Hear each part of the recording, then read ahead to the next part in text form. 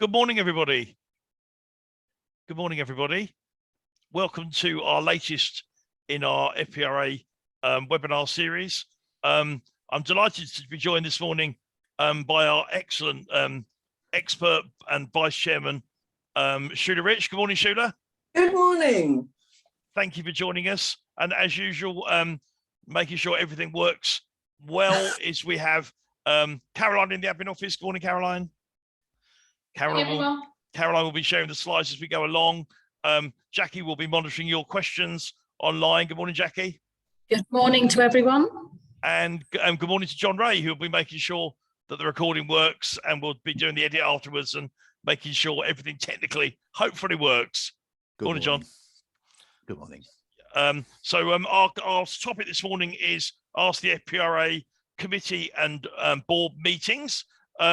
We've decided that we'll make this one available for the public pages of our website, because we believe this will be of interest to people looking to join the FPRA, as the answers to many of these questions we think will be the answers that we already provide by people who contact us. So hopefully we'll be able to get through these. We normally try to keep these to about an hour. So without further ado, I suggest we kick off. Yeah, I'll try not to go on at great lengths. No problem, Shula. So if you're all sitting comfortably, just to remind you that we have the Q&A function at the bottom of your screen. So if you've got any supplementary questions as we go along, pop those in, and Shula will do her best to answer those. But it may well be that, that because of the technical nature of some of the supplementary questions, we may need to respond afterwards by email. And of course, it's the usual email address, info@fpra.org.uk. So without further ado, can I have slide number 1, please? Question number 1. The powers and procedures of a board are laid down in the Articles of Association. Is there a best practice pro forma AOA, Articles of Association, for RTM companies, that's right to manage companies, or can we be talked through the merits or demerits of various pro formas? Well, that's a very interesting question. It took me a little while to work out what AOA meant, and of course you mean Articles of Association. So you're quite right that the powers of a board are laid down in the Articles of Association, and most of the procedures, they're very general. They're like voting procedures, and for example, if the chair's late, when you can replace the chair, and they've been around for ages. So these apply to every board that has those articles. So when you say, is there a best practice pro forma Articles of Association, of course they can be changed to suit you, and that would be to suit any particular board, providing they're in accordance with democratic practice. But the best thing that I would advise you to do is to keep the powers and procedures of your articles, as long as they're not totally unsuitable for you, and then to have, in addition, some standing orders. So the standing orders will pertain particularly to your board and could be particularly in accordance with your own practice. For example, in my own board, and I am chair of our freehold company, which owns the freehold of 100 flats, and we have every leaseholder as a shareholder. We constructed our standing orders to make sure that everything was run in the most ethical manner.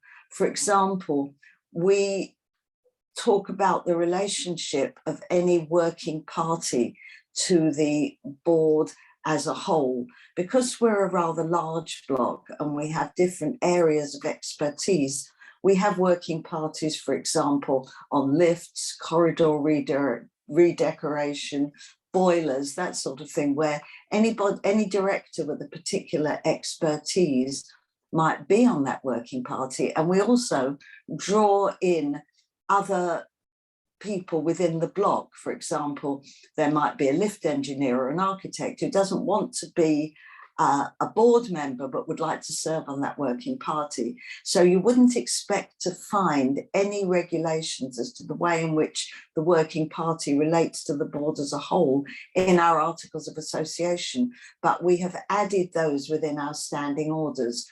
And just one I might mention in particular, we have a rule that no director can see any contractor on their own. This is just to prevent any possible contractors trying to sweet talk a director.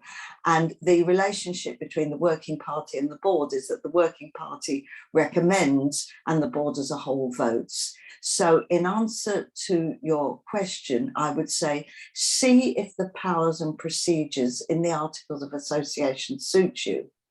If in a major way they don't suit you, for example, there may be no procedures for a director to stand down every 3 years, then those need to be added, and we can talk about how to change the articles in a later question. But if generally they're okay, think about constructing some standing orders. So I hope that helps. Lovely. Thank you for that, Shula.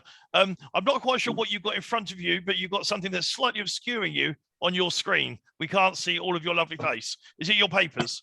Is it my cup of tea? Oh, it might be over. Oh, no, that's it. We can see your cup now, and whatever it was is no longer there. Oh, okay. I'm still going to drink it, but I've moved it. No, you can carry on drinking your tea now. I think there was some papers there or something. I can't have this without the tea. Yeah, please. I think this is a really useful question, actually. I must admit, during the pandemic, we looked at the articles of our association because obviously the pandemic, the Coronavirus Act, made a number of changes that were temporary. And certainly we took the opportunity in my block to review our articles of association, and we had some advice from solicitors that actually it was good practice and we should review them.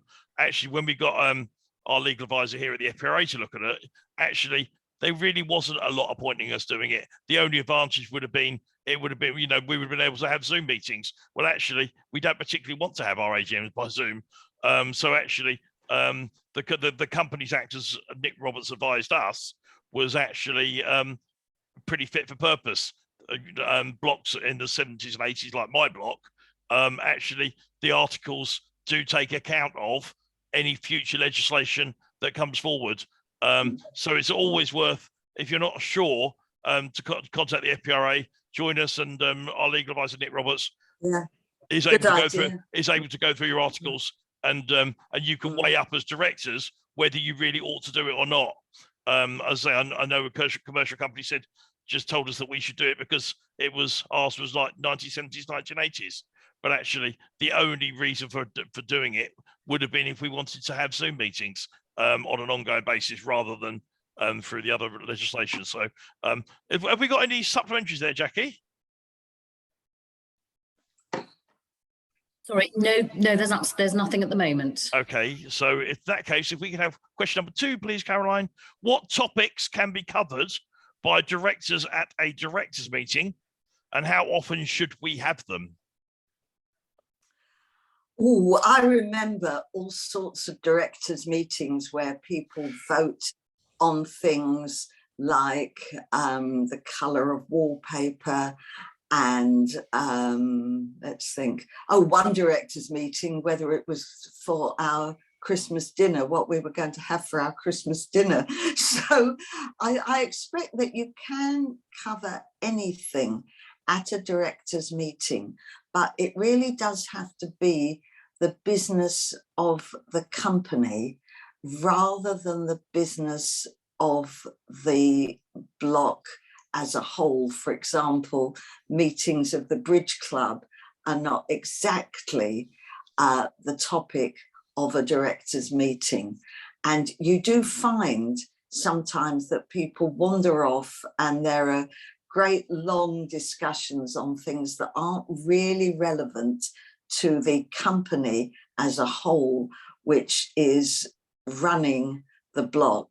And I can just give you one particular example where I notice in the questions that I get, people muddle up section 20 at a directors meeting and section 20 as a consultation exercise for leaseholders as a whole. Now, as most people will know, section 20 is a consultation exercise which we have to go through if expenditure exceeds £250 to any one flat on any particular maintenance issue within the block. And that is something for leaseholders to decide. It's not initially a vote by directors which holds. Of course, directors can vote on which particular contractor on what particular job, but they still need to consult leaseholders. So I would say, of course, you can cover this topic, but you couldn't take a definitive vote at the beginning on what you're going to do as a consultation exercise. And apart from that, I would say any topic, of course, can be covered that is the business of the company rather than the business of the block. And the part that I find gets too long sometimes is where block issues start to interrupt the business of the company, and that's at the annual general meeting, which again, there may be a question on later. At the AGM, we strictly limit the topics covered by the formal directors meeting, and then we finish that and go on to a more informal meeting where there are block topics discussed. And I think the most important thing about directors meetings is don't drag them out, because everybody begins to get really bored and tired, and then people don't want to be directors. And then, of course, it's extremely difficult to run the company. And also, don't become adversarial.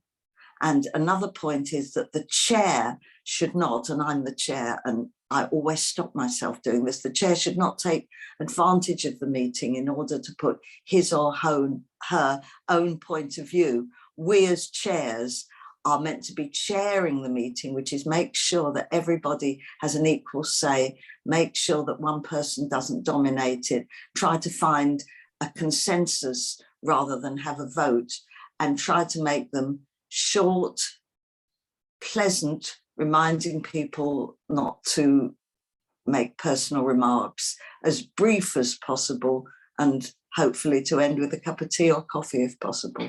Yeah, or perhaps something stronger for those who are so inclined. Our annual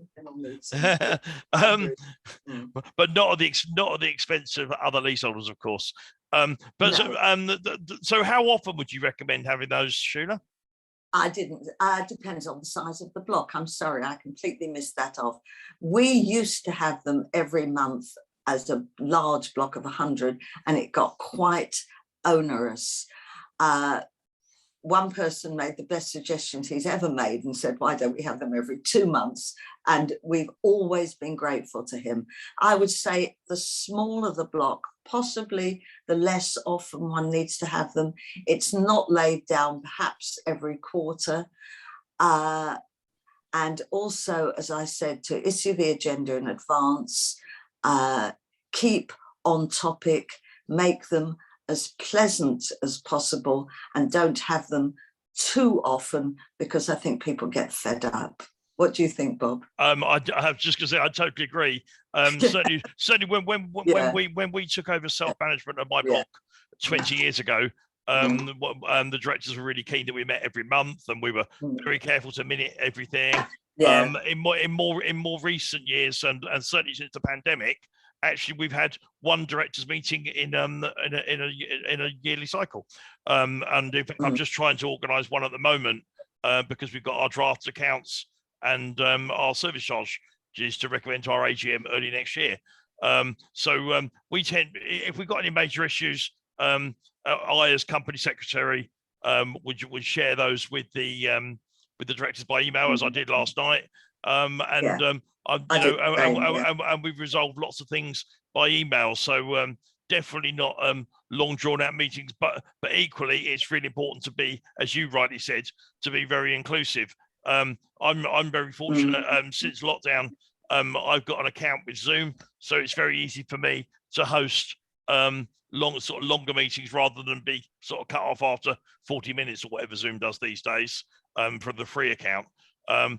Because we've got of the directors in my block, we've got 6 directors, but only 2 of us actually live on the premises in the block.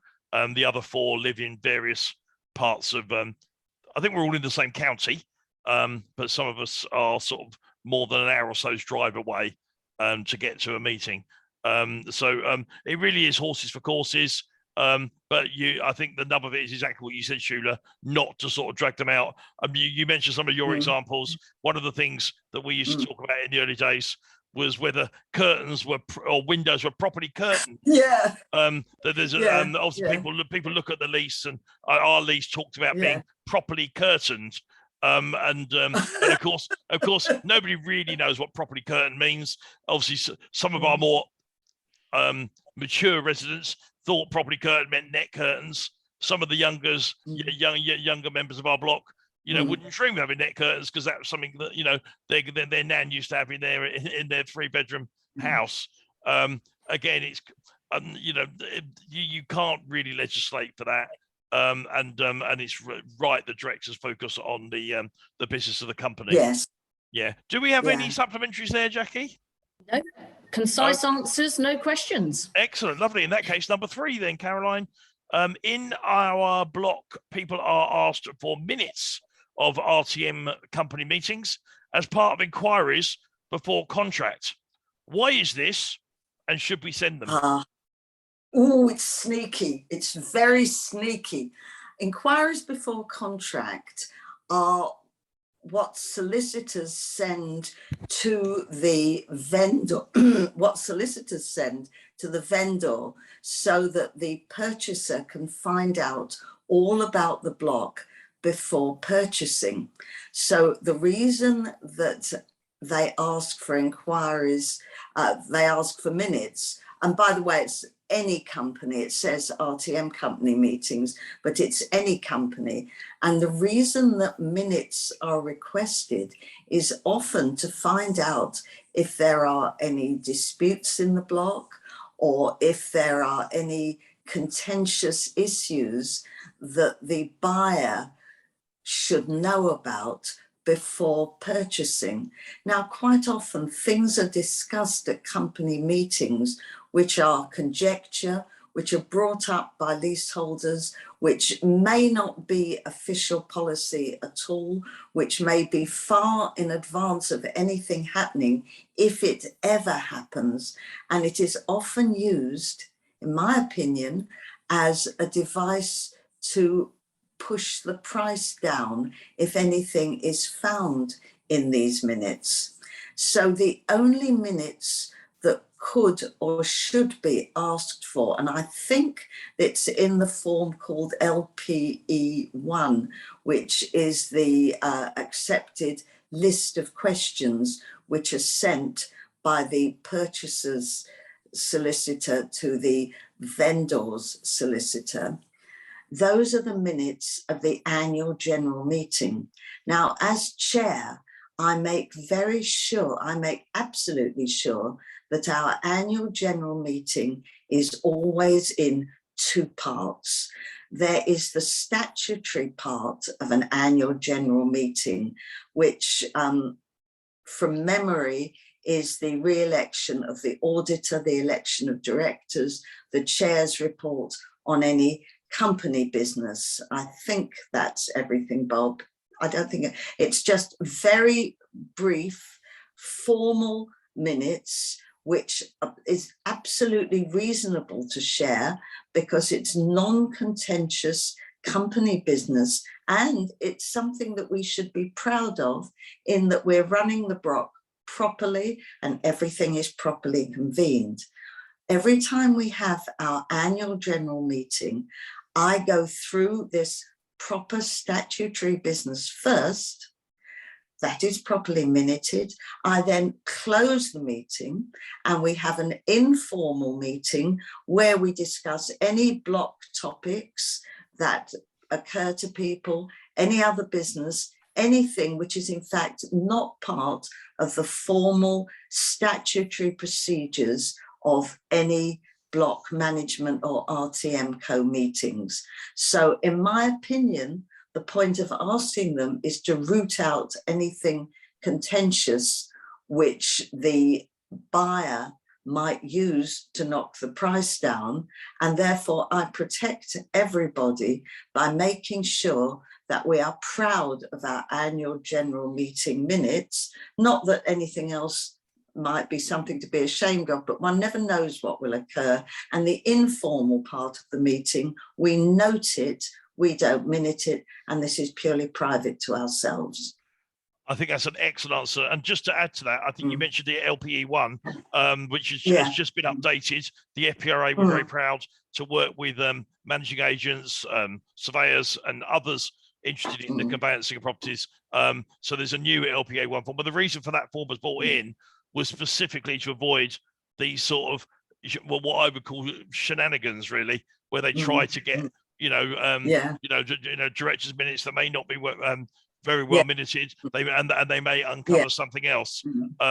There's absolutely no requirement for. I don't think I've ever been asked for mine. Actually, the directors' minutes, we certainly wouldn't share them for all the reasons you said. And I think the other thing for any sort of company secretaries out there or people pending one considering being a company secretary of an RTM or RMC company, is to be very careful both with the directors' minutes and indeed with the AGM minutes, to make sure you don't name people, where things come up which are either conjecture or allegations about people, because under GDPR, those minutes could be requested. To be honest, we don't even share them with our shareholders, because actually, we don't really think it's any of their business, to be honest. Actually, in the same way as councils and parish councils, elect people to run their companies, actually during that period in which they are elected, actually those minutes belong to them. But I think, well, one of the things that we are very careful of is actually just to make sure that we keep our minutes as brief as possible and very much to the point what was raised, what the answer was. In terms of the statutory AGM, we do exactly the same. For articles that require a quorum, we always have that as the first item. So actually that can be confirmed that obviously it's a legitimate meeting by confirming a quorum. And then there's always an item at the end. We do it at our FPRA AGMs where any member of the company can provide written notice within 28 days of the meeting to raise queries in association with the articles. So I think that's really important to emphasize. But I think the lesson is, the directors' meetings belong to the directors. Keep them clear, concise, and just on the AGM, we do very similar to you. We hire our local school hall for 2 hours. We have half an hour with the directors before everyone arrives. We have the formal business like you do. We minute the formal business, and then for the remainder of the 2 hours before the caretaker kicks us out, we can talk about anything else related to the block. And actually, we found actually that does keep things very concise and avoids things sort of waffling on and getting long and boring, really. So that's kind of how we do it. But is there any supplementaries there, Jackie? No, it's all very quiet. Okay. In that case, can we have question number 4, Caroline, please? We have a company secretary who would like to resign and no volunteers to take her place. Can anyone take on the position, or does it have to be a leaseholder? This is going to depend on to some extent, on your memorandum and articles of association. They might say that any office holder has also to be a leaseholder or also has to be a member. By the way, with right to manage companies, companies limited by guarantee, people are members. With freehold companies, they may either be shareholders or members, and a lot of people refer to shareholders when they should refer to members. That's just an aside there. So you'd need to look at your articles of association. You might also, if you're members of FPRA, want to update them so that there's no longer the need for a company secretary. Which in my opinion, we did this, is absolutely the best thing to do, because since the 2006 Companies Act, there is no legal requirement for every company to have a company secretary. So anyone may be able to take on the position, depending whether it has to be a leaseholder or a member or a shareholder, which it might say in your articles of association. If it says nothing, then yes, anybody can take on the position. I would always recommend that it's an accountant or a solicitor. You can have a person who is also a member or a shareholder, or anyone else in the block if there were volunteers to take their place. My problem with the company secretary function is that it's extremely responsible, and any failure by the company secretary to either file changes to the articles of association, file changes to directors, if you're a shareholding company and you need to file the shareholders at Companies House, any failure, for example, to send in the confirmation statement, can result in the company being struck off. And this is the most dreadful thing. And I've seen it happen to a very small block management company of only 4 people, where they trusted their managing agent to do this. The managing agent had either moved or took no notice of correspondence from Companies House, and their freehold, they were struck off, the freehold went to the Crown, and they had to pay to get it back again. That's the consequence of the failure of a company secretary to do their duty. For this reason, I prefer not even to leave it with the managing agent in case there's an error. My first move would be to see if it's necessary to have a company secretary. If it's not necessary in the articles, then I would simply have people who perform the function of a company secretary, which is an authorized signatory, which could be the managing agent, could be the chair, depending how you're run. You may care to change your articles so that a company secretary is not necessary, or appoint either an accountant or a solicitor. There are plenty of choices, but if you have a company secretary, it's an incredibly responsible position, and I would make very sure that you have absolute and continuing confidence in the person that does it. I think that's a really helpful full answer. You know, in my block, Shula, I've been company secretary for the last few years. We in previous years, we've had some of our tenants that have taken on that responsibility. But in all cases, the work of the company secretary is actually delegated to our accountants and the bookkeepers. It's really self-managed.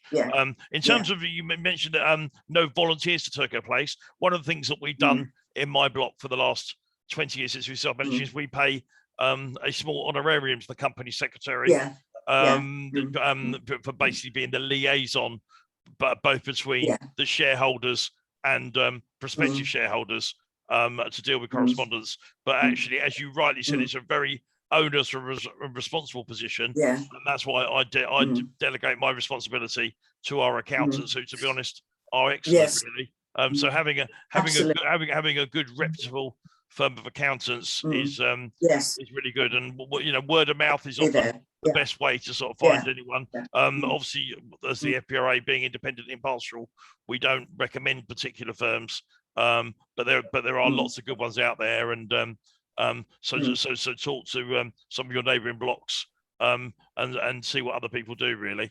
But it is an onerous position, and I think that probably the final thing to add is always make sure that you've got directors and officers liability insurance, yeah. regardless of Mm. whatever model you have. All it needs is for one leaseholder to decide to challenge the directors and the company secretary for mismanagement of the company, it can end up with sort of a lot of personal liability, really.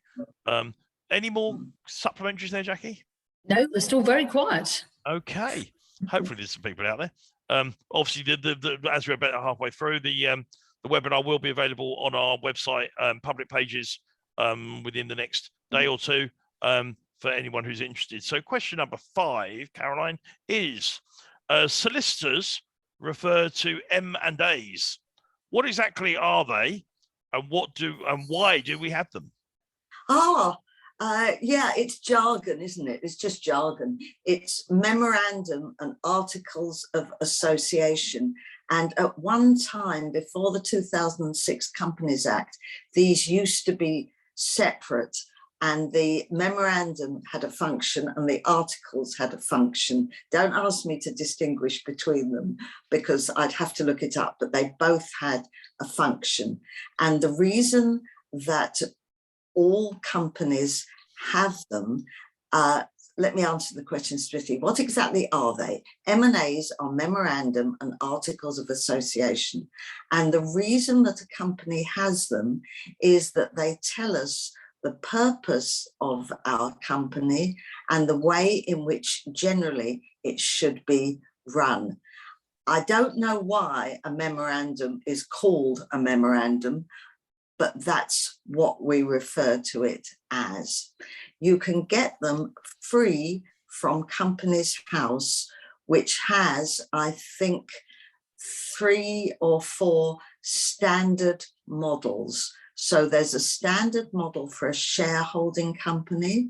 There's a standard model for a company limited by guarantee, which is a non-profit making company.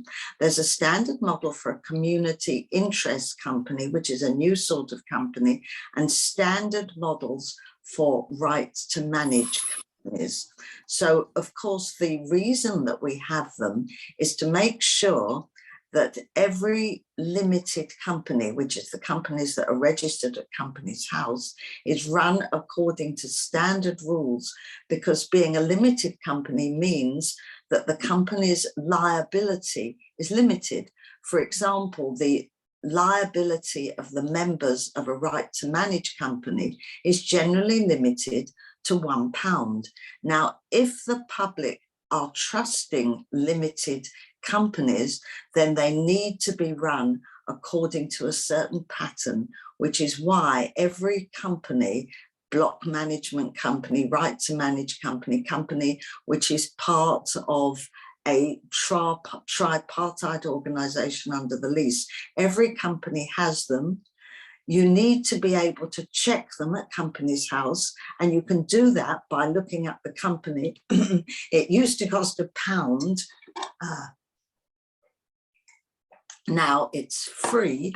So we have them to make sure that there's a public expression, in my opinion, that there's a public expression of trust in every company that's registered at Companies House, and we can find out how they're run.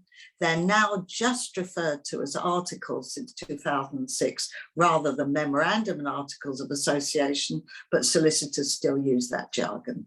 Excellent, really full answer. Thank you for that. And in terms of the FPRA, we obviously, as a limited company, as you rightly said, not for profit, limited by guarantee, we just reviewed our articles because we've just had our 50th anniversary, and the company is very different now than when we set up, but back in 1971, because obviously the company laws changed over that time, and so that's why we've refreshed ours.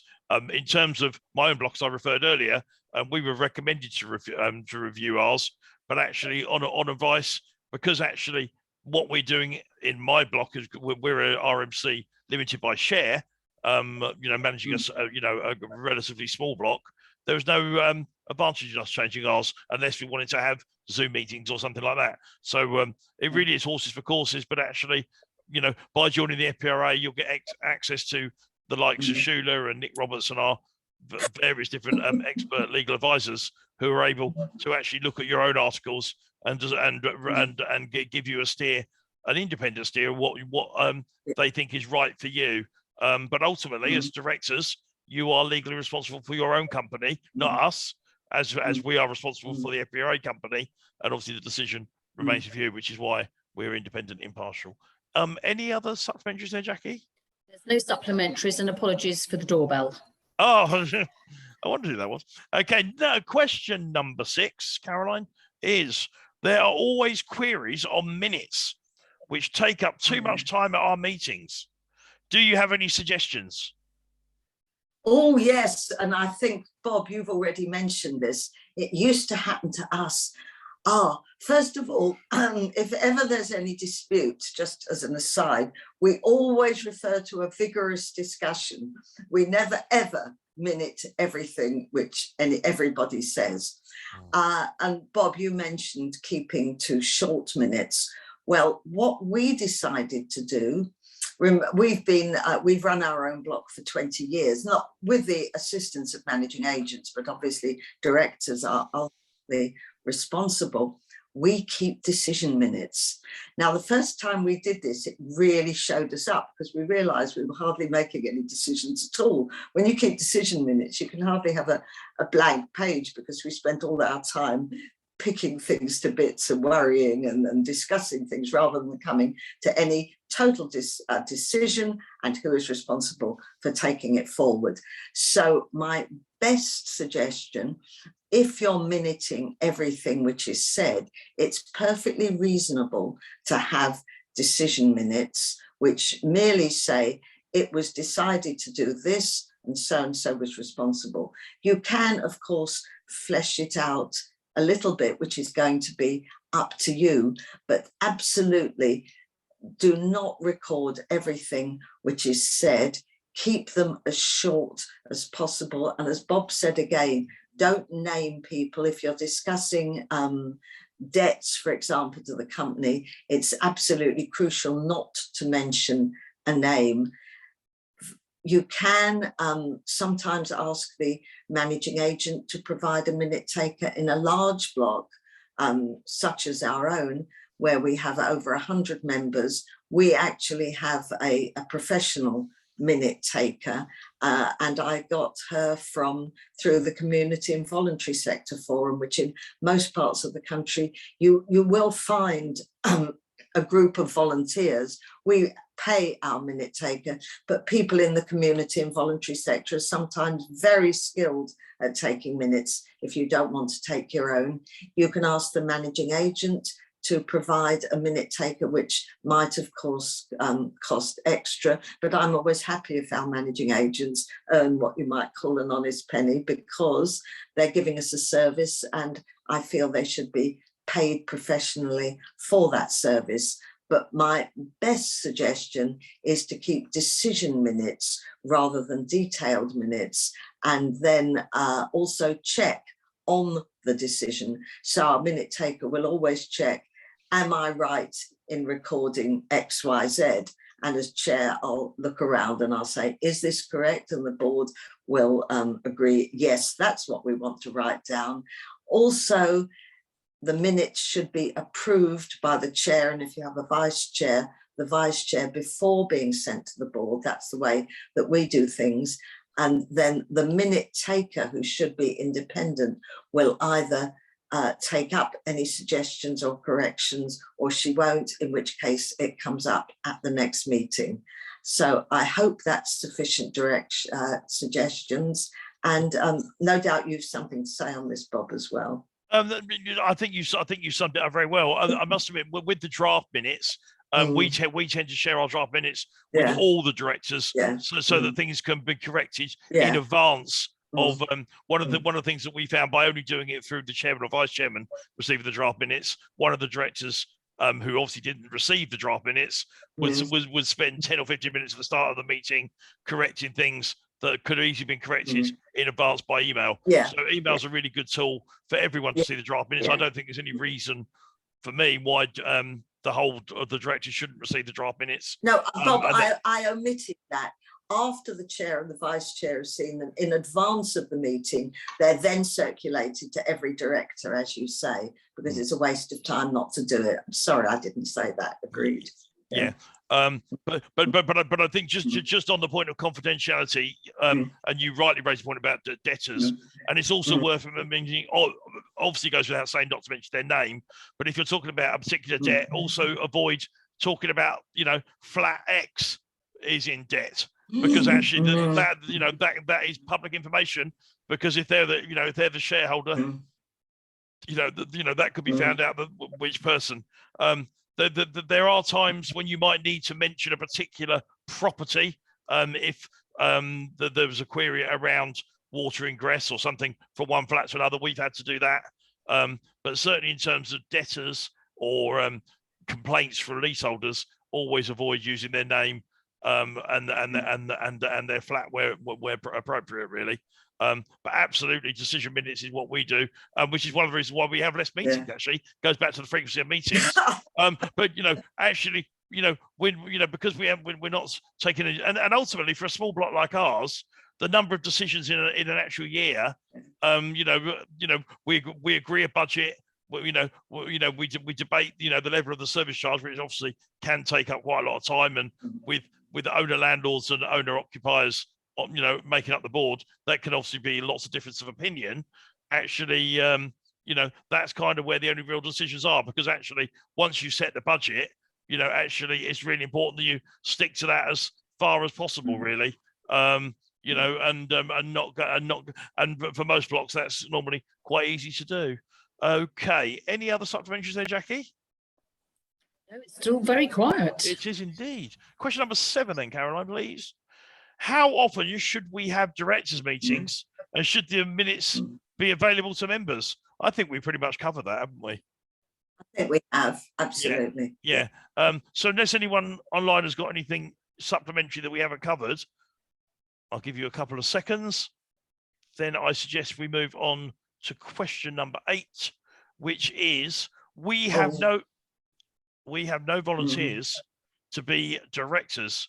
How can we make the post more attractive if nobody wants to be a director, and what are the consequences?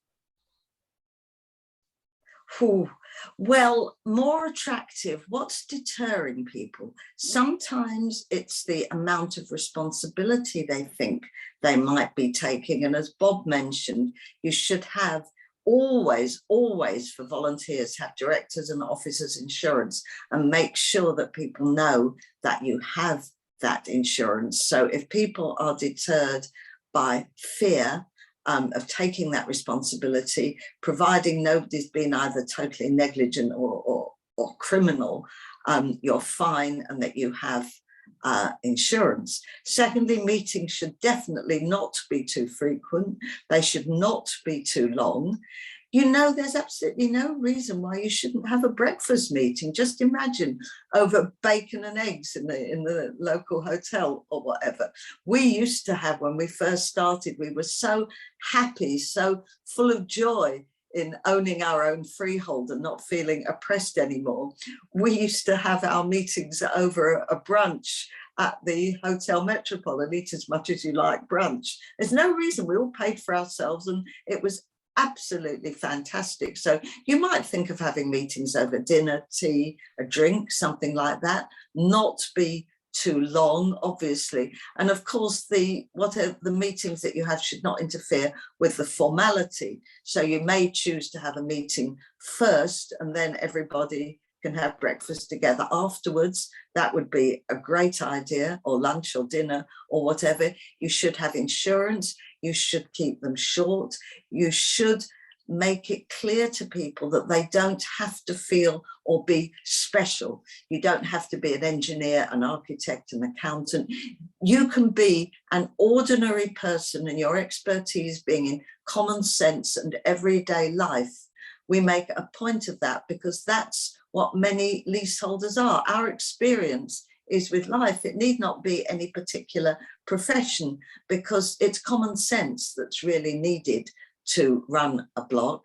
In addition, don't make them at inaccessible times, because many people might be retired who volunteer to be a director. People who are still working can't make the meetings. We made a really great effort to make sure when we had people who were working, who wanted to be directors, and said, well, I can't be a director. You always meet at 4 o'clock on a Friday and I'm at work then, to make sure that our meetings were at convenient times for people to attend, because it's quite wrong and quite undemocratic to rule out people with current working experience and only have retired people. The consequences of not having directors are serious. If you don't have at least the number of directors in your memorandum and articles of association, then you actually can't run the company. So you need, if you're a member of FPRA, to get your M&As looked at to see if you can appoint outside directors who should really perhaps not be the managing agent, but perhaps an accountant, or, well, really, I can't think of any alternative to an accountant. Or also, most company law and most memorandum and articles of association will allow you to appoint an alternate director. So you can have official directors within the block.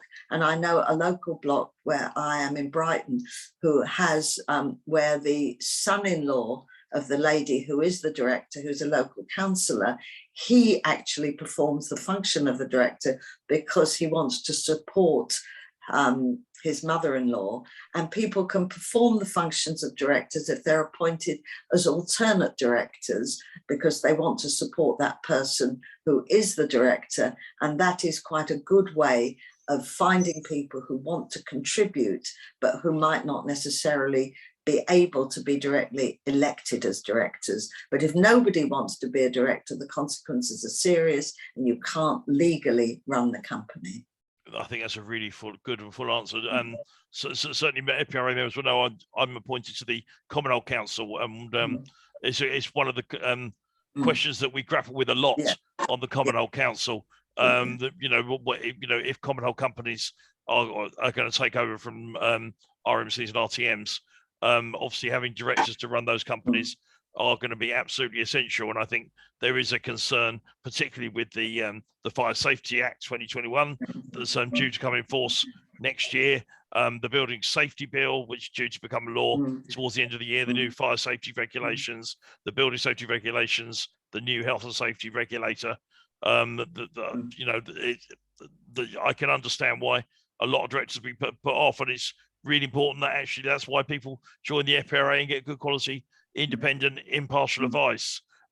Certainly, like you, when we first self-managed about 20 years ago, I used to host the meetings in my flat. I used to, get a couple of bottles of wine at my expense and all that sort of thing. Actually, it turned out that wasn't actually very attractive. People would actually rather not have so many meetings. The wine actually wasn't that, actually one of the things that's been really helpful for us over the last 2 years is actually having a Zoom account. Actually, as I mentioned, we've got 4 directors that don't live on site, and actually being able to send people a Zoom link and click onto a meeting, so people can do that in their own home at the various different times of the day, and obviously finding a time that accommodates, particularly if you've got directors, there's some of working age, some of retirement age, obviously finding a convenient time can often be difficult. So it's about working out what's best for you, but certainly understand the consequences for not having directors is really very, very serious. And actually having a plan to replace directors, I think, is really, really important as well. I think having that sort of longevity for the company is really very, very important. Do we have any more supplementaries, Jackie? No, it's very quiet out there. Okay. Question number 9 then, Caroline. We have a management company as part of a tripartite lease. Is this the same as a right to manage company? Oh, lovely. You have the right to manage, but you're not a right to manage company. It's quite common now for the freeholder to create a lease where a management company is part of that lease. It can cause difficulties in that you can't require people to be members, and the management company under the lease, in order to function properly, does really need everybody to be a member. And then it might be run as a company with the right to manage, depending on the lease. And often it's quite a complicated relationship laid down in the lease for this management company that is part of the lease itself. And generally the leases have been written in a way that is most convenient to the freeholder rather than to the leaseholders, because as we know, the person writing the contract would generally draft it to their own advantage because that's their right as they're drafting it. So whilst it may have the right to manage, that right to manage can be constrained by the lease. It might also become redundant. In fact, people moving into the block where their solicitors haven't made the correct inquiries might not even know about this company, which can be very long established but become more or less redundant. It is obviously best to get advice on this company if you find that you've got one and it's not functioning. My general advice would be that if you want to make absolutely sure that in every sense you have the right to manage, not a right to manage, that you should form a right to manage company where all the functions are laid down in the memorandum and articles of association and apply throughout England and Wales. And that way you can be absolutely sure that the block is being run properly rather than through a rather old company laid down in the lease, which has certain rights but not others. I think that's an excellent answer. And certainly in terms of my own block, I'm chairman and company secretary of a resident management company. We're a tripartite lease. As it was at the time, development company, the original directors, when the block was completed, were offered the freeholder from the development company. Those first directors turned it down, and the premises, the estate was sold at auction. The freeholder, lovely man, I've just spoken to him a number of times. I'm sadly not with us. It's passed down to his family now. But actually, they're very reasonable landlords. But actually, that's not always the case. But as you rightly said, Shula, this particular freeholder bought it at auction. He was a solicitor, knew exactly what he was doing, and as part of the arrangement with the tripartite lease with the management company that I'm chairman of, was that actually his company and commercial union had an arrangement to insure all his properties. I've since challenged that without the need to go to tribunal, thankfully.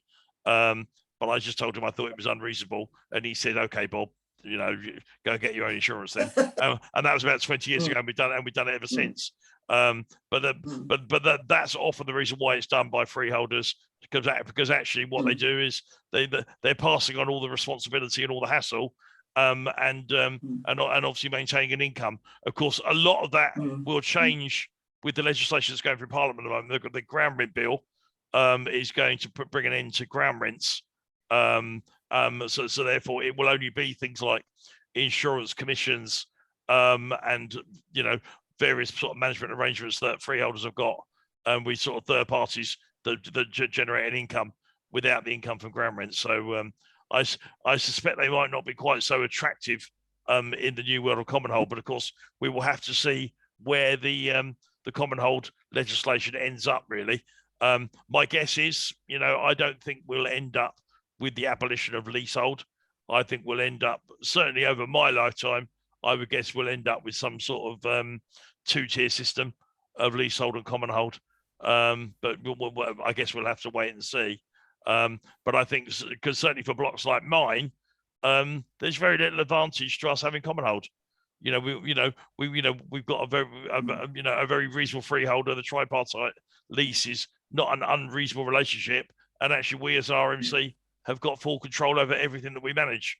You know, so but I think the interesting thing about leaseholders and why it's such a complicated piece of legislation is every single block, every single lease is different. And often you hear people talk about standard leases, but as you and I know, Shula, there is no such thing. They are all different. Any supplementaries, Jackie?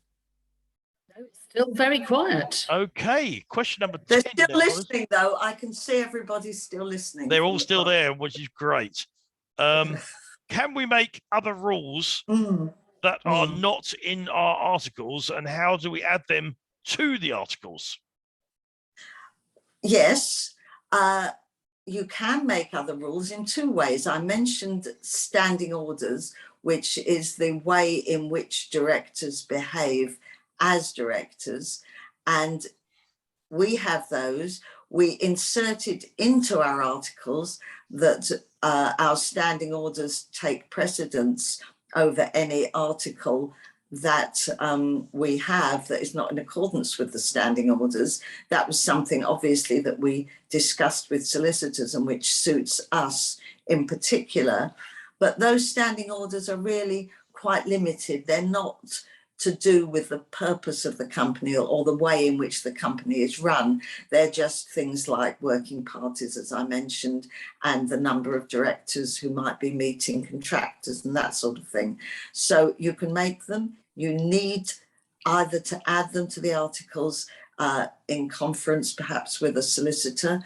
You can have them separately, and people can just adhere to standing orders as they would in any club or association, or you can actually change the articles, as I mentioned before. For example, it is quite important, in my opinion, that there's no age limit beyond which directors can't serve, that directors should resign at least every 3 years and be re-elected, that there should be a requirement for an annual general meeting, because some articles can be made less democratic by the people that originally formed the company, and it's important to review them and to make sure that they do allow for the democratic running of the company, which is particularly important in block management companies. And there is a way laid down that you can change the articles. Obviously, if you're FPRA members, you can consult, but briefly, the way in which they're changed is by special resolution, which can be done either by post or at the actual meeting. And FPRA recently changed its own articles very successfully, so they can be added to, they can be changed. And if you do change them formally, then within a fortnight of them being changed, there needs to be a copy sent to Companies House along with a formal resolution, and the new articles are then substituted for the old. It's not something you can do without careful study of the procedures and absolute confidence, and obviously taking advice to make sure it's all done completely properly, because there can be disputes within blocks, and if certain things are not registered correctly, there always might be one that takes advantage. But generally speaking, look at them, make sure they still suit you, make sure they're democratic, and if they're not, then consider changing them. I think that's really, really important principles. And as you mentioned, we changed our articles of association, and you know, notwithstanding lockdown, it was quite a lengthy process to get to it. But as you rightly said, it was very successful. We got there in the end, and we were able to table the special resolution at our general meeting, and they've now been submitted to Companies House. So it's a huge benefit to membership of the FPRA. I think that brings us to our final slide, does it, Caroline? There we are. That's how about that? Perfect. So we do try to keep it within the hour. So thank you ever so much for those who've joined us live, and anyone who's watching this you know, afterwards as a recording. We'll be making that available to public, because I hope that you found this really useful. and highlights why membership of the FPRA is so important to provide unlimited, free, independent, impartial advice to those resident management and right to manage companies, and indeed commonhold associations. That we heard at our AGM, I think there's something like 31 or something commonhold associations in the country. Obviously, with the Commonhold Council looking to change or recommend changing the law around commonhold associations, there's potentially likely to be many more of those, particularly I think in newer blocks. I think every new block should be commonhold, to be honest. But I think for existing blocks, I think it'll be much harder, and certainly the a good democratically run RMC or RTM is definitely preferable. And as you proved in your block, as I proved in ours. So I think that does bring us to the end.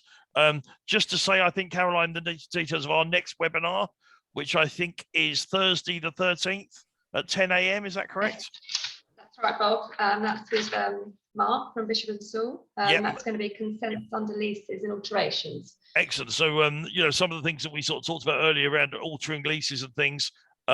Mark Chick is also from ALAP, the Association of Leasehold Enfranchisement Practitioners, as well as his company, Bishop and Saul. So Mark and I will be doing that webinar on Thursday the 13th at 10 o'clock.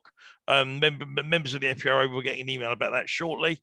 That will be a member-only webinar, because actually it's important that actually for people's membership, they have additional benefits rather than things like this, which are available more widely. Otherwise, people wouldn't join, and we would have an organisation. So, obviously, we do need members to join and add value. Unless you've got anything to add, Shula? I haven't. No, I think it's been really, really useful. And thanks to everybody for the questions. Absolutely. And thank you as ever to Caroline and Jackie from the admin office and from John Ray for making sure the technology has worked. As always, worked really well. And the recording will be available shortly. And let's bring this webinar to a close. Thank you, John. Thanks very much, everyone. Yeah, bye. Bye-bye.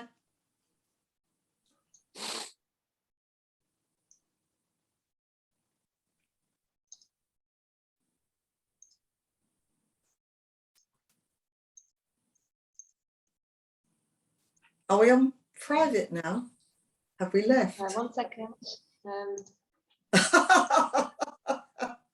Hold on. Yes, that's it. Everyone's gone. You're still recording, though. You're still recording. Yes. Excellent. Okay, so should we end